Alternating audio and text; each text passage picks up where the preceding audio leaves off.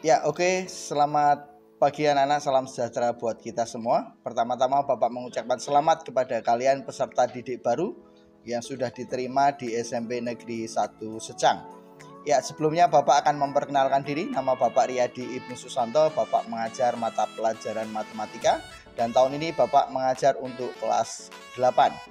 Ya, dalam MPLS tahun ini Bapak akan menyampaikan materi tentang kurikulum dan juga pembelajaran daring. Nah, apa itu kurikulum, apa itu pembelajaran daring? Nanti silakan anak-anak melihat video pemaparan dari Bapak. Silakan dilihat sampai akhir karena nanti di akhir video Bapak akan memberikan tugas yang harus kalian kerjakan secara online. Ya, demikian anak-anak, silakan kalian menyaksikan video pemaparan materi Bapak. Oke anak-anak, kita mau bersama materi tentang kurikulum dan pembelajaran daring yang akan Bapak sampaikan dalam masa pengenalan lingkungan sekolah ini, MPLS ini ya. Oke, kita akan melihat dulu ya tentang kurikulum 2013. Nah, apa itu kurikulum 2013? Mari kita lihat bersama ya. Kurikulum 2013 adalah kurikulum berbasis kompetensi atau disebut juga dalam bahasa kerennya outcome based kurikulum ya, basisnya kompetensi. Ya, pertanyaan berikutnya adalah apa sebenarnya kompetensi itu? Ya, kompetensi adalah kemampuan seseorang untuk bersikap, menggunakan pengetahuan dan keterampilan untuk melaksanakan suatu tugas di sekolah, masyarakat, dan lingkungan di mana yang bersangkutan berinteraksi. Jadi kompetensi itu adalah kemampuan untuk bersikap. Dalam apa? Dalam menggunakan pengetahuannya, keterampilannya ya, untuk melaksanakan tugas baik di sekolah, masyarakat maupun di lingkungan. Jadi penerapan dari apa yang sudah dia dapatkan di sekolah itu ya, untuk dia terapkan di lingkungan di mana dia ditempatkan, di mana dia berinteraksi dengan masyarakat, gitu kan? Ya, itu adalah kompetensi. Sekali lagi, kompetensi adalah kemampuan seseorang untuk bersikap, ya, menggunakan pengetahuan dan keterampilan untuk melaksanakan suatu tugas di sekolah, masyarakat, dan lingkungan di mana yang bersangkutan berinteraksi. Ya, itu kurikulum 2013. Berikutnya kita lihat tentang pola pembelajaran dalam kurikulum 2013. Nah, bagaimana proses pembelajarannya atau pola pembelajarannya?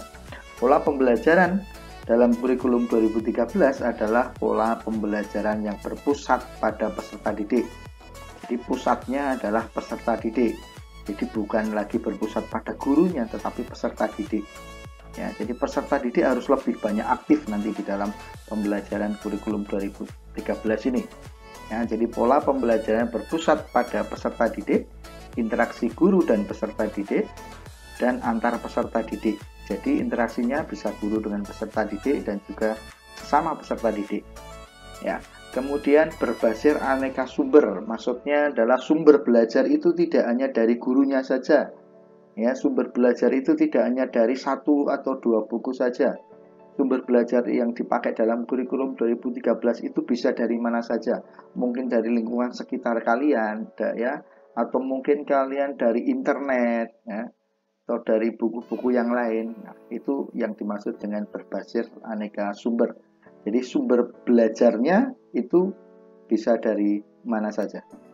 Ya, kemudian ada proses belajar kelompok, pembelajaran aktif dan kritis. Nah, ini yang saya sampaikan tadi.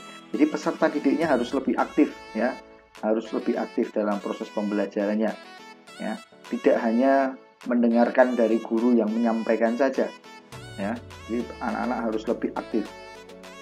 Pembelajaran berbasis multimedia. Nah, ini maksudnya adalah pembelajaran yang menggunakan IT, ya.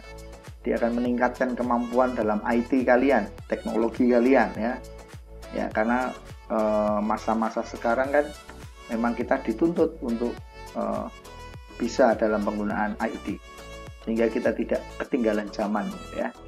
Ya, kemudian pembelajaran bersifat aplikatif. Aplikatif itu adalah penerapan, ya. Jadi pembelajarannya harus mudah untuk diterapkan, ya. Kemudian pembelajaran berlangsung di rumah, di sekolah, dan di masyarakat. Nah, ini yang saya sampaikan tadi, bahwa pembelajaran ini bisa berlangsung di mana saja, tidak hanya di sekolah saja, ya, bisa di rumah dengan lingkungan sekitar kalian, atau mungkin di masyarakat ketika kalian bermasyarakat, ya, itu bisa dijadikan sebagai proses pembelajaran. Ya, kemudian pembelajaran meningkatkan penggunaan TIK, ya, itu kaitannya dengan teknologi tadi, teknologi informasi. Ya, kemudian dilakukan secara luring atau daring. Ya, nah nanti kita akan belajar tentang apa itu daring, pembelajaran secara daring. Ya, oke, kita lanjutkan. Ya, jadi kesimpulannya adalah kurikulum 2013 ini adalah kurikulum yang dirancang dengan tujuan untuk mempersiapkan insan Indonesia supaya memiliki kemampuan hidup sebagai pribadi dan warga negara yang beriman, produktif, kreatif, inovatif, dan efektif, serta mampu berkontribusi pada kehidupan bermasyarakat, berbangsa, bernegara, dan peradaban dunia. Ya, coba perhatikan bagian terakhir, mampu berkontribusi pada kehidupan masyarakat. Jadi seperti yang di awal tadi, bahwa di dalam kurikulum 2013 itu berbasis kompetensi. Kompetensi itu kemampuan bersikap, ya, untuk menerapkan, ya, apa yang sudah dimiliki, apa yang sudah dipunyai, pengetahuannya, keterampilannya diterapkan di masyarakat, dalam kehidupan bermasyarakat di lingkungan sekitar kita. Ya, itu adalah kurikulum 2013, ya anak-anak. Jadi seperti itu kurikulum 2013. Nah, berikutnya kita akan melihat visi dari SMP Negeri 1 Secang. Ya, sejalan dengan kurikulum 2013 tadi, ya, visi SMP Negeri 1 Secang adalah mewujudkan insan yang bertakwa, berbudi luhur, berprestasi, terampil, mandiri, dan berwawasan kebangsaan. Nah, visi ini sejalan dengan kurikulum 2013 tadi. Ya, itu adalah visi. Visi itu adalah sesuatu yang akan dicapai. Jika ketika nanti kalian sudah lulus dari SMP Negeri 1 Secang, diharapkan kalian itu menjadi anak-anak yang bertakwa, berbudi luhur, punya sikap yang baik, ya, berprestasi, ya, terampil, mandiri, ya, dan berwawasan kebangsaan. Ya, itu visi. Nah, misi SMP Negeri 1 Secang itu apa? Misi itu adalah sesuatu yang harus dilakukan untuk mencapai visinya tadi, ya. Ya, yang pertama adalah meningkatkan penghayatan dan pengamalan agama yang dianut sehingga menjadi sumber kearifan dalam bertindak, ya. Itu yang pertama, meningkatkan penghayatan dan pengalaman agama yang dianut sehingga menjadi sumber kearifan dalam bertindak. Ya, tadi di dalam visi kan dinyatakan insan yang bertakwa. Ya, jadi di sini misinya, ya, meningkatkan penghayatan dan pengamalan agama. Ya. Kemudian berikutnya adalah melaksanakan pembelajaran dan pembimbingan secara efektif sehingga potensi peserta didik dapat berkembang secara optimal. Ya, potensi peserta didik itu mungkin berbeda-beda, ya, ada yang di bidang akademik atau mungkin non akademik. Nah, itu akan dikembangkan, ya, sehingga akan berkembang secara optimal, menghasilkan siswa-siswa yang berprestasi. Ya, berikutnya adalah mengkondisikan warga sekolah untuk berdisiplin dan berbudi luhur melalui keteladanan sikap, perilaku, dan tindakan. Ya. Masih kita lanjutkan tentang misinya. Berikutnya adalah mengintegrasikan kompetensi keterampilan pada semua mata pelajaran dan kegiatan ekstrakurikuler. Ya, mengintegrasikan. Berikutnya adalah menumbuhkan wawasan kebangsaan peserta didik melalui kegiatan pembiasaan dan pengembangan karakter terencana dan berkesinambungan. Ya, itu adalah misi dari SMP Negeri 1 Secang. Ya, berikutnya kita akan melihat struktur kurikulum, ya, dari SMP Negeri 1 Secang, ya, struktur kurikulum akan kalian dapatkan di SMP Negeri 1 Secang. Ya, ini ada tabel tentang mata pelajaran yang nantinya akan kalian dapatkan di SMP Negeri 1 Secang. Ya, dalam kurikulum 2013 mata pelajaran itu dikelompokkan menjadi dua, yaitu kelompok A dan nanti ada juga kelompok B. Kelompok A itu adalah yang tergabung mata pelajaran yang tergabung dalam kelompok A itu ini ada 7, ya, ada agama, pendidikan Pancasila dan kewarganegaraan, kemudian ada bahasa Indonesia, matematika, IPA, IPS, dan Bahasa Inggris. Ya, itu adalah mata pelajaran dari kelompok A. Nah, kalau kita lihat di sebelah kanan tabel itu ada angka 33, 36, 54 dan seterusnya ya. Itu adalah jumlah jam pembelajaran ya dalam satu minggunya. Ya, baik kelas 7, 8, dan 9 itu semuanya sama. Ya, karena kelas 7, 8, 9 kurikulumnya sama, yaitu kurikulum 2013. Misalkan matematika, kelas 7 kamu akan mendapatkan matematika selama 5 jam dalam satu minggu, gitu kan? Kelas 8 juga 5 jam, kelas 9 juga 5 jam, gitu ya. Ya. Untuk bahasa Indonesia kalian kelas 7 yang baru ini akan mendapatkan 6 jam pembelajaran dalam satu minggunya. Ya. Begitu juga dengan kelas 8 dan kelas 9. Ya, itu untuk mata pelajaran kelompok A. Ya. Mata pelajaran untuk kelompok B itu ada seni budaya, pendidikan jasmani, olahraga dan kesehatan, prakarya, bahasa Jawa, TIK, dan BK. Ya. Nah, seni budaya ini waktunya 3 jam, pendidikan jasmani juga 3 jam satu minggunya. Prakarya ya ada 2 jam, bahasa Jawa 3 jam, TIK ya. TIK, kemudian ada BK ya, bimbingan konseling ya. TIK itu teknologi informasi dan komunikasi ya. Oke, itu kelompok B, mata pelajaran kelompok B ya. Jadi ada seni budaya, pendidikan jasmani, olahraga dan kesehatan, prakarya, bahasa Jawa, TIK, dan BK ya. Berikutnya adalah beban belajar ya. Jumlah jam dalam satu minggu itu adalah 42 jam pembelajaran ya, 42 JP jam pelajaran ya. Kalau di total itu tadi dari 13 mata pelajaran tadi ada 42 jam pelajaran. Nah, dalam satu jam pelajarannya itu 40 menit ya. Jadi satu jam pelajaran itu bukan 60 tapi 40 menit ya. Kalau di SD mungkin kalian kemarin 35 menit ya. Kalau di SMP 40 menit satu jam pelajarannya. Ya, itu beban belajar. Nah, sekarang kita masuk ke pembelajaran daring ya. Kita lihat dulu pengertian dari pembelajaran daring ya. Ya, pembelajaran daring itu adalah pembelajaran dalam jaringan ya. Daring itu sebenarnya cuma singkatan saja, dalam jaringan ya. Pengertiannya itu adalah pembelajaran yang menggunakan model interaktif berbasis internet. Jadi di dalam pembelajaran daring itu kita harus menyiapkan internet ya. Kita akan tergabung dalam internet gitu kan. Berinteraksi ya dalam basis internet ya. Dan learning management system ya, itu pembelajaran daring ya. Di mungkin dalam 1 tahun ini kalian sudah terbiasa dengan pembelajaran daring yang dilaksanakan di sekolah kalian, di SD kalian mungkin ya dulu ya. Karena selama 1 tahun ini kita memasuki masa pandemi COVID-19 ya. Ya. Nah, mengapa kita harus melaksanakan pembelajaran daring? Jelas tujuannya adalah untuk memutus rantai penyebaran COVID-19 ya. Jadi karena kita belum boleh berkumpul, kita belum boleh bertemu di dalam ruang kelas ya, sehingga kita menggunakan pembelajaran secara daring supaya kita tidak berkerumun, sehingga COVID-19 ini tidak semakin menyebar ya. Oke, itu pembelajaran daring. Nah, sekarang kita lihat apa saja yang bisa kita pakai dalam pembelajaran daring ya. Macam-macam aplikasinya. Nah, ini mungkin sudah kalian tahu, ada beberapa yang sudah kalian pernah dengar mungkin, tapi ada beberapa yang belum juga ya.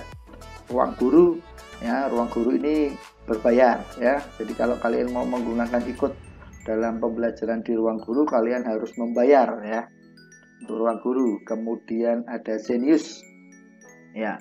Zenius ini juga berbayar juga ya, berbayar juga. Kuiper ya. Kemudian ada Rumah Belajar, Kelas Pintar, Meja Kita, kemudian ada Ikandu.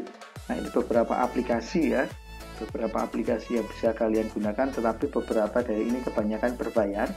Jadi kalian harus membayar dulu ya, sehingga bisa mengakses pembelajaran lewat aplikasi-aplikasi tersebut Ya. Nah, masih ada yang lain lagi. Nah, ini Microsoft Office 365. Nah, di tahun pembelajaran yang kemarin, tahun 2020-2021, ya, SMP Negeri 1 Secang itu menggunakan Microsoft Office 365. Ya, kita memakai Microsoft Teams, ya, Microsoft Teams dan Microsoft Form, Microsoft Suite. Nah, Microsoft ini saya jelaskan sedikit tentang ini.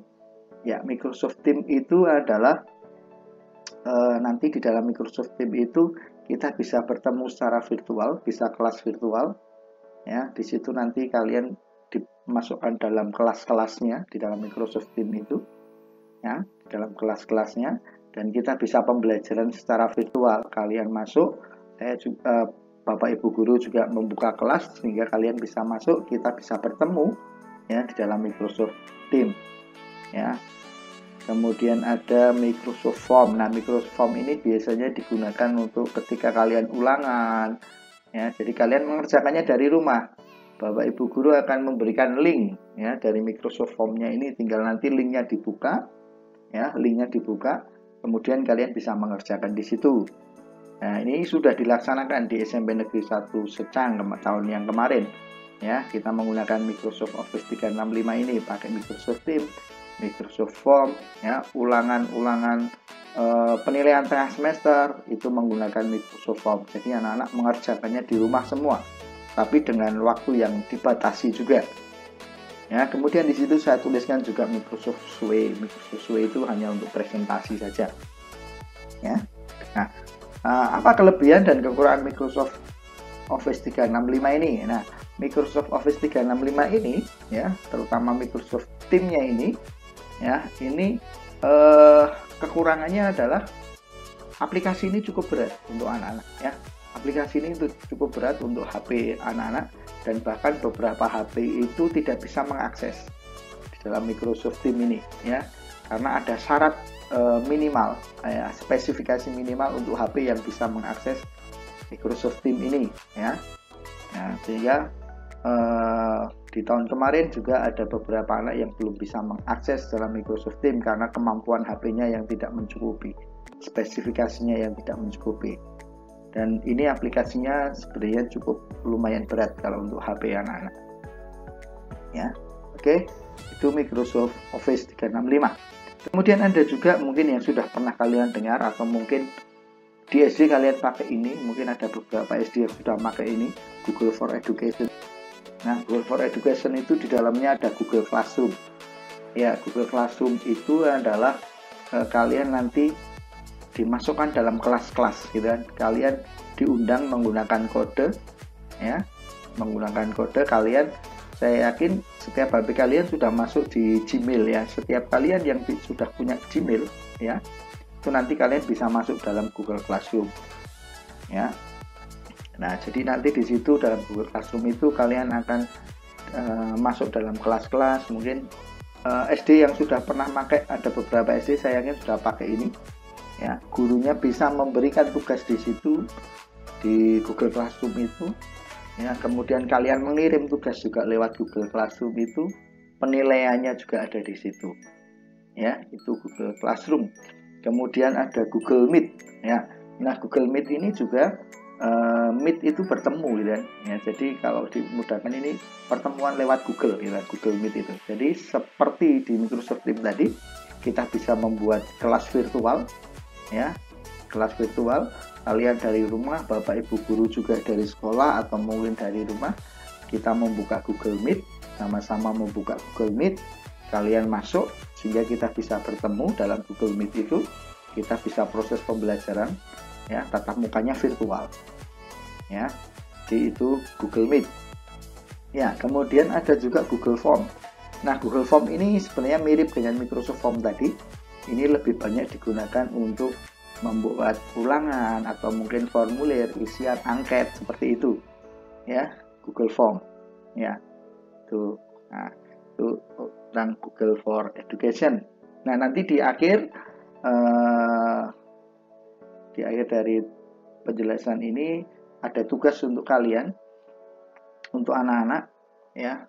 Tugas itu nanti kalian akan mengisikan ya beberapa hal yang Bapak tanyakan tentang materi yang Bapak sampaikan ini lewat Google Form. Ya, lewat Google Form. Ya. Oke, itu aplikasi-aplikasi yang bisa digunakan dalam pembelajaran daring. Nah, sebenarnya masih banyak lagi anak-anak. Ya, untuk tahun ini sepertinya di SMP Negeri 1 Sejang tidak lagi menggunakan Microsoft Office 365 atau mungkin juga Google ini, kita akan menggunakan web yang sudah ada di SMP Negeri 1 Sejang. Ya, nanti Bapak dan juga tim IT akan membuat semacam tutorial bagaimana cara kalian masuk dalam web di SMP Negeri 1 Sejang untuk kita bisa memakai dalam pembelajaran. Ya. Oke. Nah, itu ya. Tugas kalian adalah yang pertama adalah kalian harus membuka link yang sudah saya berikan ini. Ya, ini link tentang Google Form. Kemudian nanti di situ ada identitas yang harus diisikan dan juga ada beberapa pertanyaan yang harus kalian jawab kaitannya dengan kurikulum 13, kaitannya dengan struktur kurikulum ya, dan juga tentang pelajaran daring ya. Nah, di situ nanti semua harus diisi anak-anak ya, karena di situ wajib diisi. Kalau ada yang belum diisi maka bisa terkirim ya. Nah, setelah kalian mengisikan jawaban kalian, terakhir di bawah itu ada tombol kirimnya kalau yang sudah berbahasa Indonesia. Kalau yang masih pakai bahasa Inggris ya tombolnya submit ya. Nah, setelah selesai tinggal kalian klik kirim atau klik submit, otomatis nanti dia jawaban kalian akan masuk ke linknya Bapak ya. Oke, itu anak-anak yang Bapak sampaikan tentang kurikulum dan juga tentang pembelajaran daring ya. Oke, terima kasih. Semoga apa yang Bapak sampaikan bermanfaat untuk kita semua. Ya, terima kasih untuk kalian anak-anak yang sudah menyaksikan video pemaparan sampai di akhir, dan Bapak harap kalian mengerjakan lembar kerja yang sudah Bapak sampaikan secara online. Ya, terima kasih.